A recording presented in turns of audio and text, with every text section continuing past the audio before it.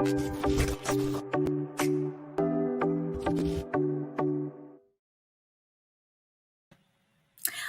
back to CX Unplugged, the first episode in the Customer Data mini-series. My name is Susan Ramrup, and I am the Customer Marketing Manager for Customer Data Solutions at SAP. On today's episode, we will be covering that hot topic of death of the third-party cookies and what it really means for your marketing and your media effectiveness. Helping me drive today's conversation is Ronald Van Loon, founder and CEO of Intelligent World. Welcome, Ronald.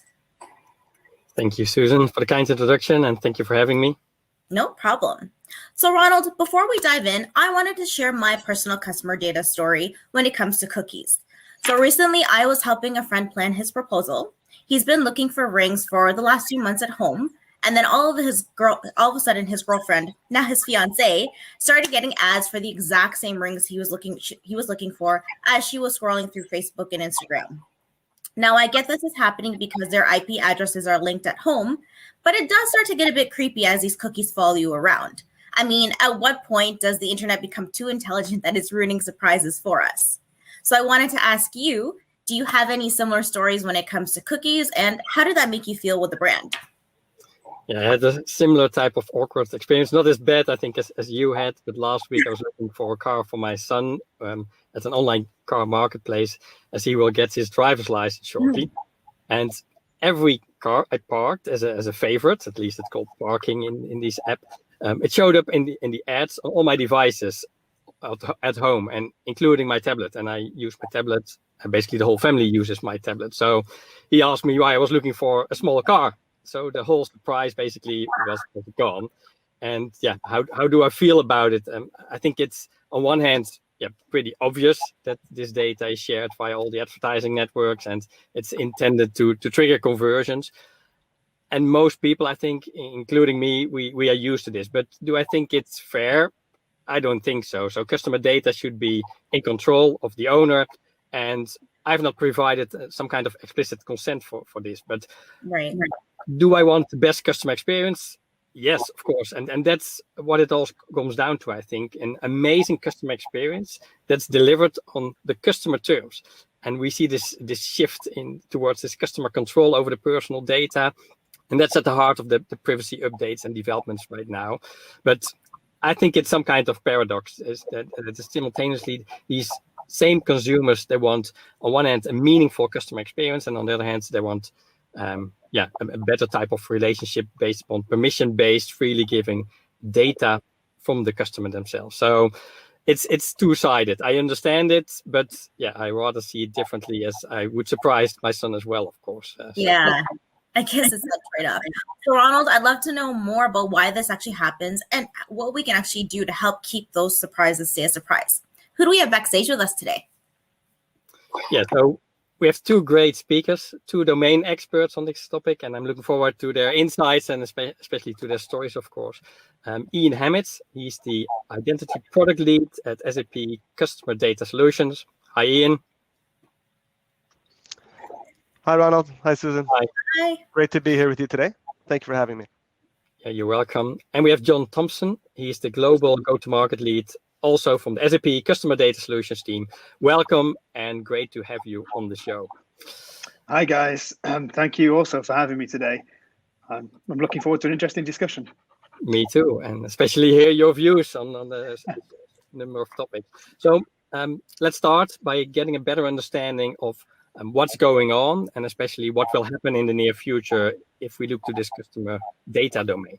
So amidst this data regulatory restrictions with, for example, we see GDPR, we see the California Consumer Privacy Act, and the need for consumer privacy. So organizations are looking for new ways to use and to leverage data to market to their customers.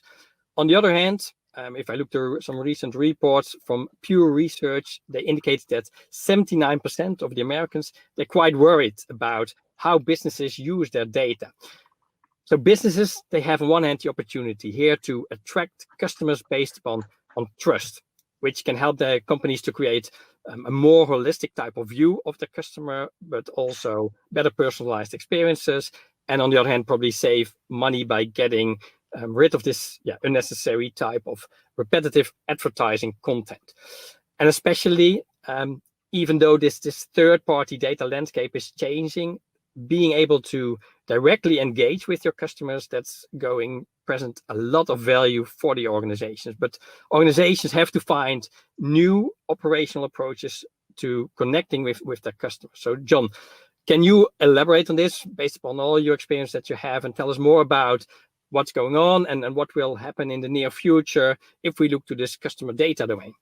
Sure. Excuse me. At least I'll try to, Roland. Thanks for the question. It's really interesting also to hear what you what you said before about the story about the car and stuff as well, because that's what's going on, right? And you've mentioned a few things. You mentioned a few of the data privacy regulations. Of course, here in Europe and I guess around the world, we're all aware of GDPR. But there are other ones, like you mentioned, the CCPA, the California Consumer Protection Act, there's the LGPD in Brazil, and there are various other ones around the world, that various other, especially in Asia, that we're hearing at the moment, various other regulations. But the one, I guess, that everybody everywhere is talking about is we call it the death of the third-party cookie, right? And before we get onto the specifics of what that means and what companies should be doing, I often hear things, and I wanted to clarify this on this call. I hear things about a cookieless world and about the end of third-party data. Now, it's not going to be a cookieless world, and for one, I like my cookies, right? But first-party cookies are still going to be around, of course, and it's only the third-party cookie that's going away. Third-party data is a much more wider topic than just third-party cookies, and third-party data is still going to be around, right? It's just a third-party cookie. But what's been going on? Well, it's been going on for quite a while, since November 2009, with the introduction of the EU cookie legislation, right? So that's, let me do quick math, that's 12 years ago almost, right? So in November it's 12. It's been going on for 12 years, and there's been different technologies. If we look at Firefox, we look at Apple, we look at Google, different, the different tech sorry, that was German tech providers. They've all been working on this, and up until now, up until recently, they've all been blocking third-party cookies. They're going to block third-party cookies, and the big one was Google Chrome, which was going to block third-party cookies from January next year. I think it's been delayed till 2023 now. But when we think about January 2023, it's September 2021, right? When we're talking to each other right now. By the time we've really started to understand what's going to happen, it's going to be 2022. It's going to be January 2022. And there's really only a year then for companies really to start thinking about what they need to do. And I think, the time is now, right? And what should they do? What can they do? What are the possibilities? Well, it's quite simple, really. You're not going to be able to rely on third-party cookies for your advertising anymore, right? So hopefully all of those things that you and Susan were just talking about the ads following you around the internet, hopefully that's going to stop, because this is really, when we talk about ads following you around the internet, and probably following different people around the internet, but when it follows you around the internet, what is that company doing, right? They're trying to acquire you, Roland, to get you to buy that small car, but they've already acquired you, right? You said you'd already put the car in you'd already parked it for yourself. And so every time they send an ad to you, they're trying to reacquire you again. And for me, that's wasted ad spend, right? So We're trying to optimize that. And the way you do that is to focus on first-party strategy. And you alluded to it into the introduction as well, in your introduction as well, is focus on a first-party data strategy, or a zero and first-party data strategy. I think we'll get into that in a bit. And also on the consent piece, right? So you need zero first-party consent-based data. And now is the time to act, I believe, because there's really only, let's be honest, only going to be a year for you to get your house in order until the third-party cookies are going to go away. Does that answer your question? Yeah, definitely. Yeah. And I'm quite curious as well, what are your thoughts, especially on this first-party cookie data?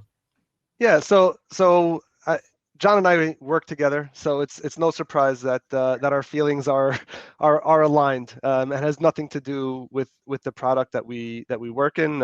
I think all of us as consumers feel the same way. We all want some of our privacy back. To add to the stories, again, I feel terrible for your son ruining the surprise. Literally happened to me an hour ago. He's happy anyhow. He's happy anyhow. So yeah, I guess that was the happy side of it. But like what John was saying about wasted ad spend, literally just an hour ago, I was on my phone and inside an app, I got an advertisement. 2 weeks ago, I had donated to a charity. There's an auction and so on. And now that the auction is closed and the that whole thing is finished, I'm starting to get advertisements to encourage me to donate and win a raffle ticket, but that's already closed. So, and that's all because third-party advertising sitting on my phone knows that I'm using my credit card to donate here, and it's just not timely. And so this charity is wasting money trying to get me to contribute to a raffle that it no longer exists. And it's sorry, Ian, I was going to say, I think that's a really important point, maybe one that we missed on. All that sort of third-party cookie advertising tech, or the data that's there, it's based on historical stuff, right? So Ian, you said you're on the phone donating, and the cookies stored that information, but the adverts and the strategy is to base the advertisement on that historical data, right? Yeah. Which is a problem. And we see this as well. We see it not just in ad tech, but we see it in things like emails as well. Because how many of us have had an email for a product which we've already bought, right? Yeah. All of us. Right? Many of them. Yeah, exactly. Yeah, and so that's another problem, an inherent problem with the third-party cookie, or it's based on a historical snapshot and not on actually real-time actions of what you've done, right? Yeah. And as you were explaining, John, this whole third-party data landscape is changing now. Big parties like Google are moved it to 2023, where they changed the third-party cookies, but they are changing it. Apple is already restricting it. So Correct. Organizations have to change their approach to data management and to the data collection. And at the same time, on the other hand, consumers give their consent for the use of this first-party data. And this will create a more ongoing value exchange between, on one hand, the businesses and the consumers. There will be a different type of relation, and the value of data becomes more clear, I think. So the right tools and the right technologies can help organizations to prepare for this type of disruption. Also, what you were mentioning, John, analytics teams and environments, they are going to be impacted by this change, as they need to be more probabilistic type of modeling instead of this deterministic type of modeling. They need to look forward. They need to start predicting and getting data from the end user to define what they really kind of actions, what are valuable and which actions are not valuable. So Ian, what does this mean for businesses? What does this mean for consumers, for technologies, for maybe for partnerships if we move forward? Can you share some stories and some insights? Yeah, so really what it means is that, especially now we're still in the midst of a global pandemic, where, budgets are strained and every dollar really needs to go to the right place. And our companies, who we see our customers are really looking to capitalize on a proper Ciam and Ecpm first strategy. The idea of being able to collect data randomly, we know that it doesn't work. It's broken. Here everyone here on this call has stories from the last recent to prove how we know why it doesn't work. And a proper digital strategy, with collecting data, zero-party data directly from our end users. We don't need to guess anymore what a customer wants, what a consumer needs. We can simply ask them. They are actually the best person that we can ask to find out how we can provide them the best service, building that trust over time with the consumer. And the way to do that, of course, is digital identity with a consent product. So we have, of course, the Ecpm product bundled with Ciam, and explicit directed consent on behalf of a consumer that tells us what they want, what they need, how we can market to them, how we can communicate with them in the ways that best suits them, delivers the best value to a consumer. And that's what we're seeing in the marketplace now as well.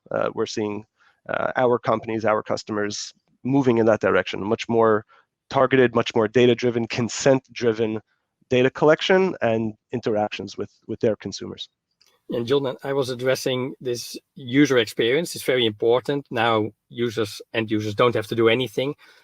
what's your view on this? How is this staying easy, but give a more personal experience for the end user?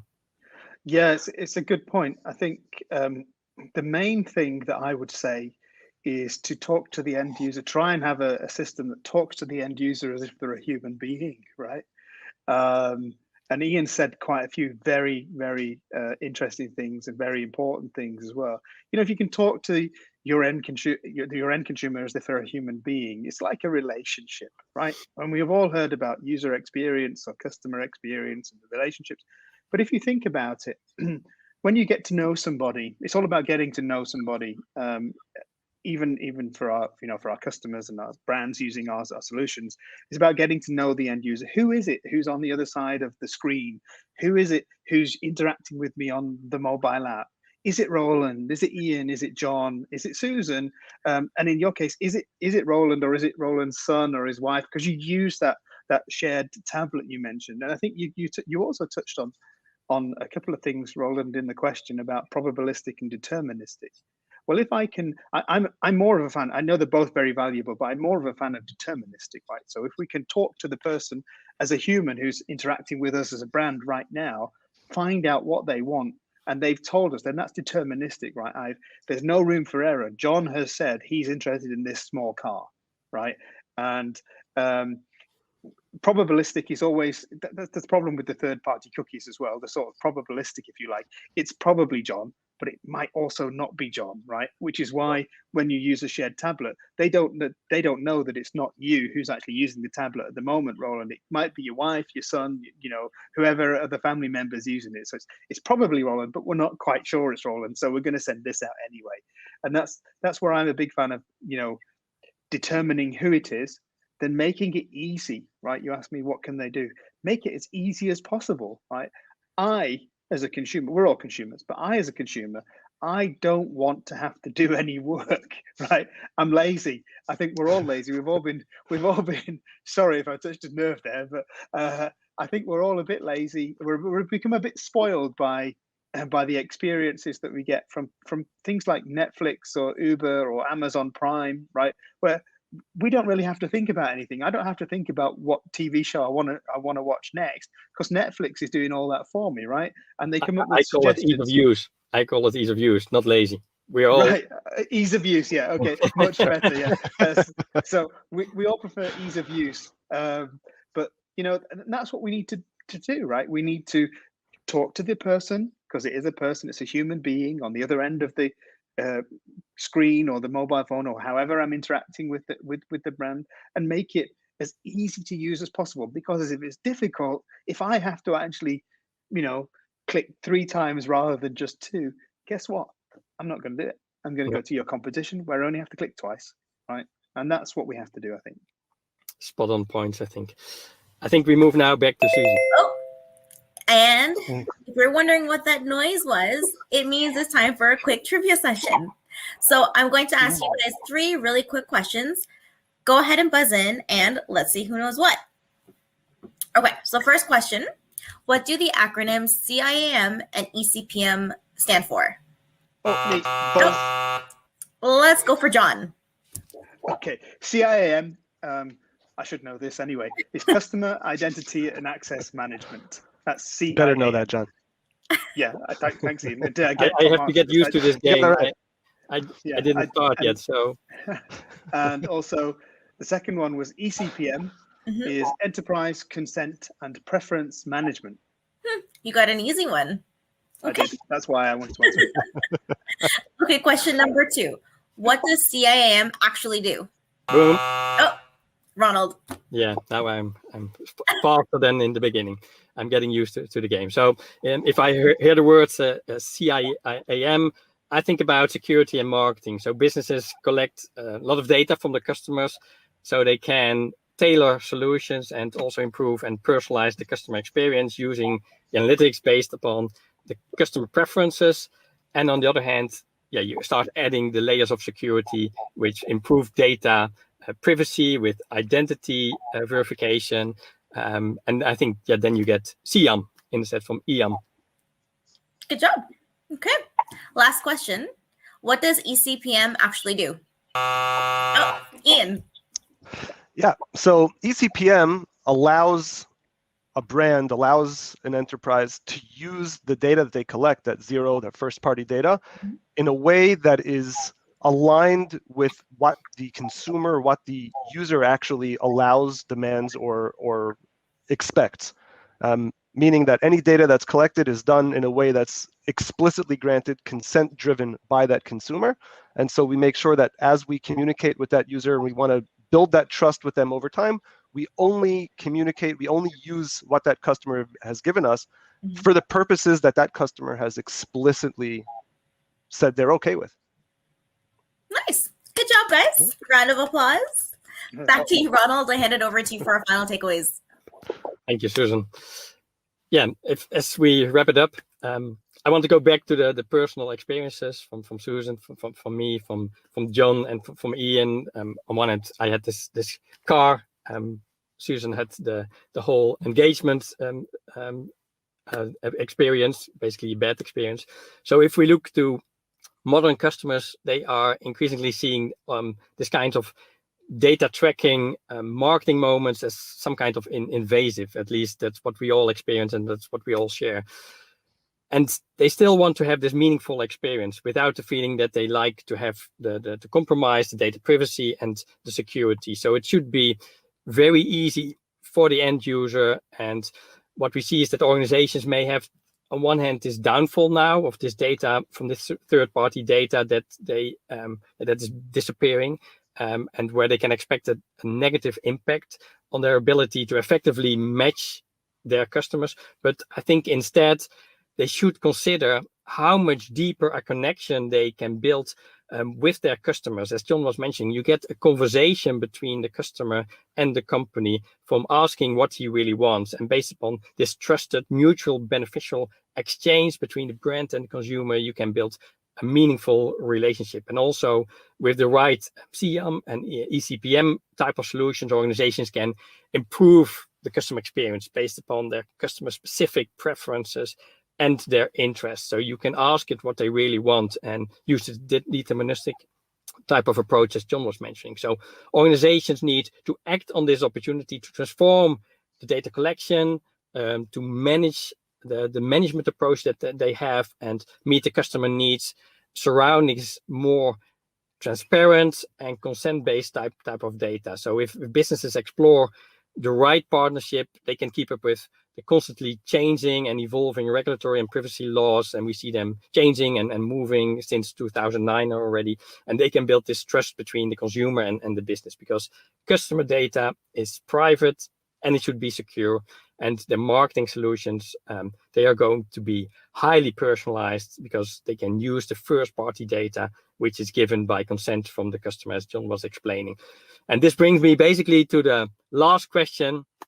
Maybe Ian or John, you can help me out. How does SAP help clients to share some of, to help clients with building this relationship with the first data, cookie data?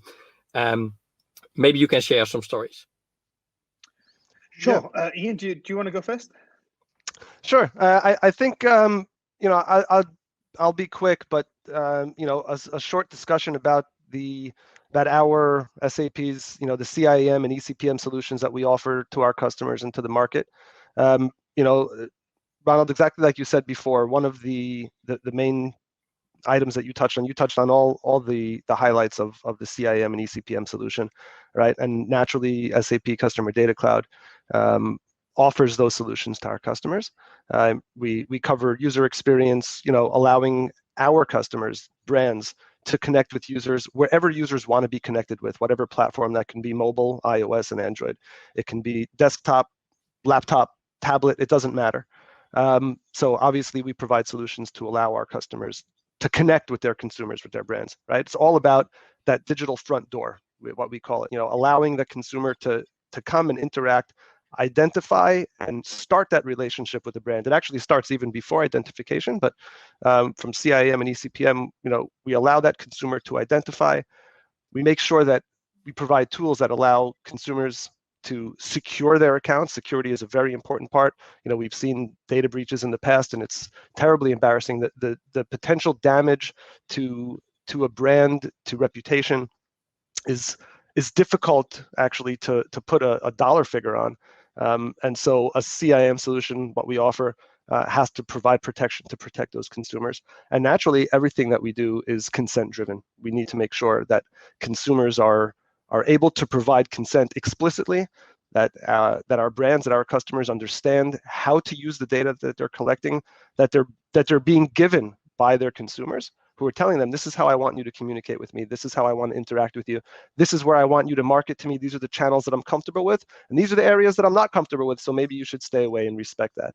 And those types of tools are what Customer Data Cloud offers today.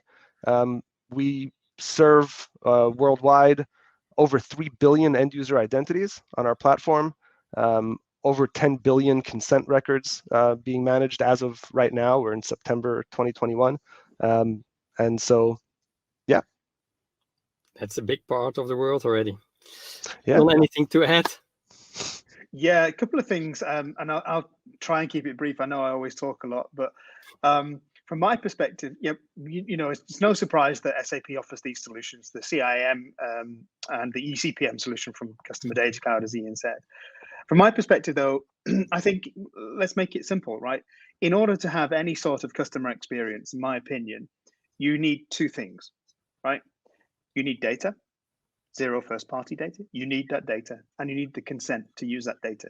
If you don't have both of those things, you have no customer experience.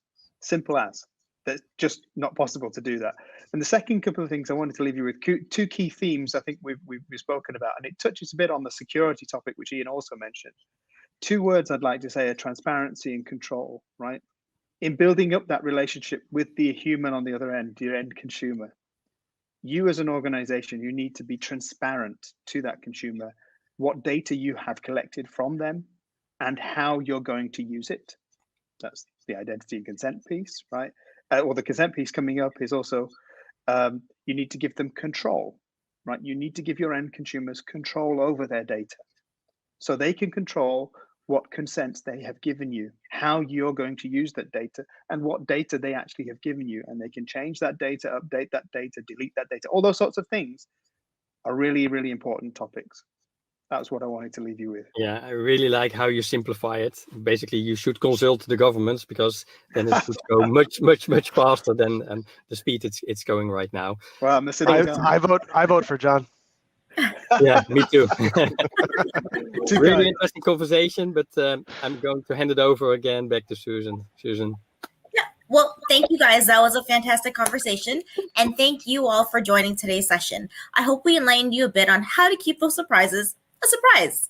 Be sure to join us on September 30th for our next session, where we actually show you how our solutions work, and we'll actually put them in action so you can get an idea of how to combat that first and third party data and what to do next with it. And as always, if you have any pressing topics or you'd like to be on our show, be sure to send us an email at cxunplugged@sap.com. Bye for now. Bye, everybody. Thank you very much. Bye, everybody. Thanks. Bye-bye.